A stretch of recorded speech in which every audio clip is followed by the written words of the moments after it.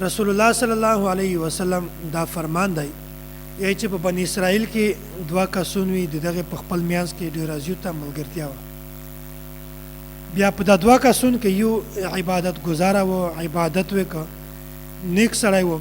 دا بل دوم کس کې مو دا ګناهګار دغه ګناه کړل بیا دا نیک کس کې مو عبادت گزاره دغه همیشه دا ګناهګار ته تلقین کړ دا ګناه ما کا دا ګناه کبیره دو دا داستو دا داستو دغه مقصد اسلام نه و دغه مقصد دا و چې زه خو الله تعالی ته رسیدلی یم زه خو الله تعالی ته ور خوښ سړی یم ته یو حقیر سړی یې ګناهګار سړی یې په دا مقصد یې خبره ورته کړله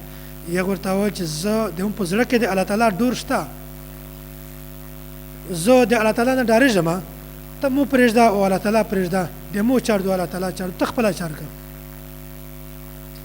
بیا یې وارې دا ګناهګار بیا ګناه وکړله دغه کس بیا ورته ویل عبادت ګزاره چې دا ګناه ما کا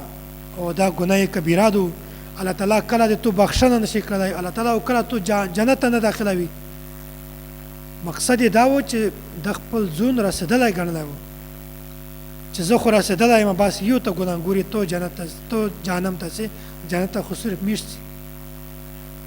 بیا په دغه وخت کې د بیا ورته و چې قسم مو ته مخکې هم ویلي وي چې د مو په زړه کې د الله تعالی ډور شته ته مو پرېږده او د مو الله تعالی پرېږده ګناه پرېږده میش خپل سره پرېږده ته خپله چار کړه بیا په دغه وخت کې الله تعالی د روح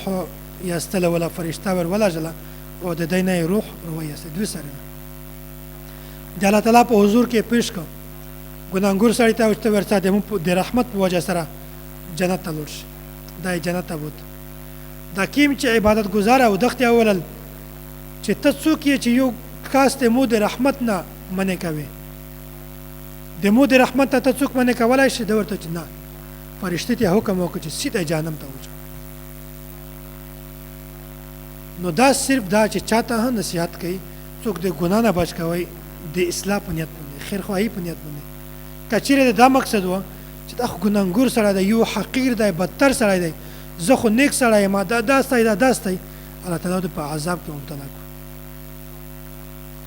حضرت حسن رحمت الله علیه دا خبره بیانوي من عیر اخاه بذنب قد تاب الى الله منه ابتلاه الله عز وجل چې کوم سړی داسې سړی ته په ګناه باندې پیغور ورکو د ګناه پیغور ورکو چې یو سړی د یو ګناه نه توبه ایستلی وي الله تعالی د پیغور ول سړی د یو بل سړی په ګناه کې مبتلا کوي د چې کوم سړی پیغور ورکوي دا سړی په هغه ګناه کې مبتلا شي الله تعالی هغه نه خلاص نو کسي کپچا کې څه عیب ویني څه ګناه ویني څه تشه ویني بیا هغه پټوي د اصلاح په نیت باندې یو سړی ته خپل ویایا او چاته پیغور ما ورکوي په ګناه باندې یا د په ذات باندې شته خدا سي ته داسي بیا الله تعالی مشته غټ مقام ورکوي که چیرې مشته ځاز ګناه کې